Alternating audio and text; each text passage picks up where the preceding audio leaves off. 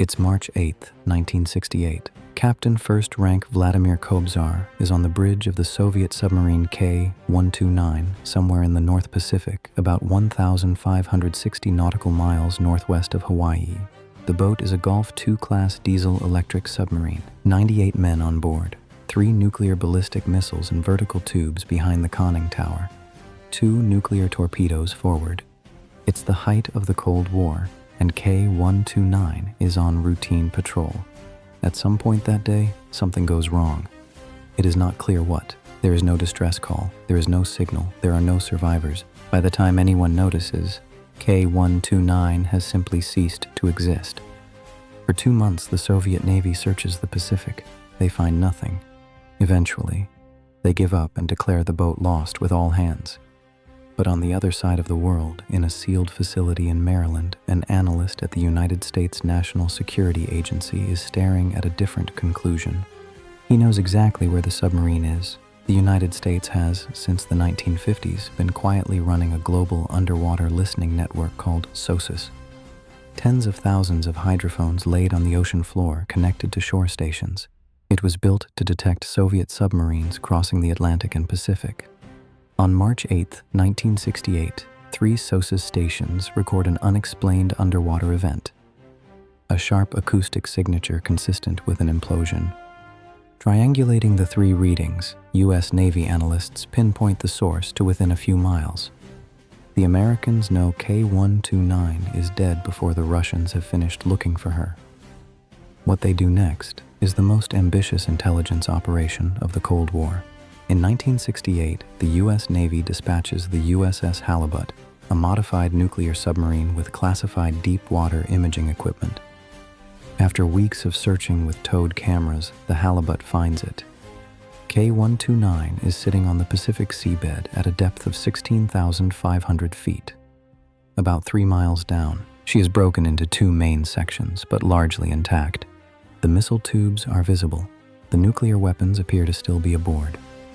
Sitting at the bottom of the Pacific, in international waters, is one of the most valuable intelligence prizes in the history of the world. The problem is getting it.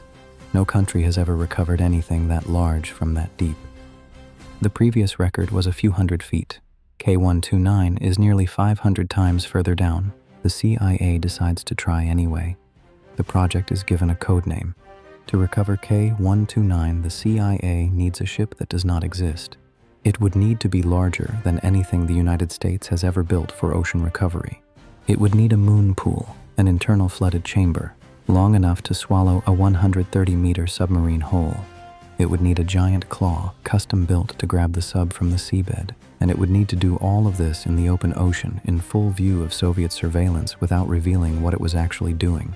The CIA's solution was theater. They approached the billionaire Howard Hughes. The new ship, the Hughes Glomar Explorer, will be publicly announced as a private commercial vessel built to mine manganese nodules from the deep ocean floor, a speculative deep-sea mining industry that, conveniently, did not yet exist. The ship is built in Pennsylvania, launched in 1972. It is 189 meters long. It has a derrick visible from miles away. Inside, a giant articulated claw, nicknamed Clementine, is folded into the moon pool.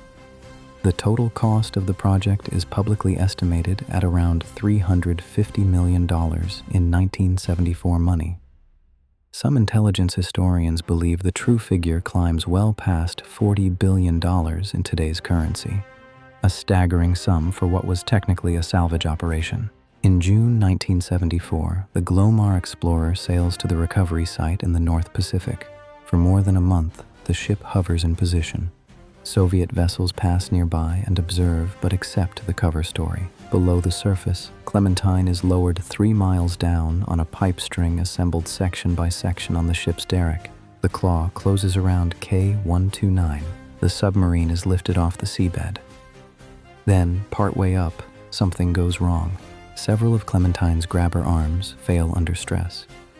A large section of the recovered submarine breaks off and tumbles back into the abyss. What reaches the surface is the forward third of K-129, a section roughly 38 feet long. It contains parts of the torpedo room, the forward command and crew quarters.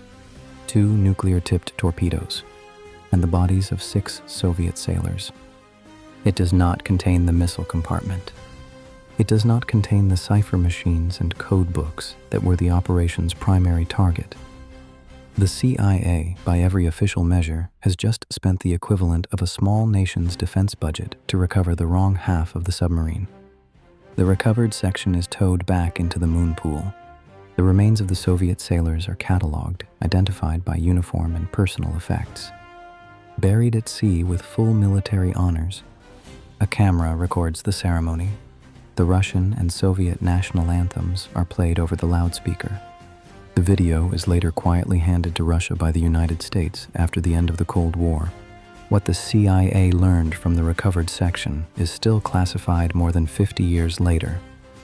In 1975, a series of leaks to the Los Angeles Times and the New York Times exposed parts of the operation. When asked to comment, the CIA invents a phrase that will go on to enter legal precedent. We can neither confirm nor deny the existence of the information requested. The Glomar response, named, of course, after the ship that started it. The Glomar Explorer itself was eventually decommissioned.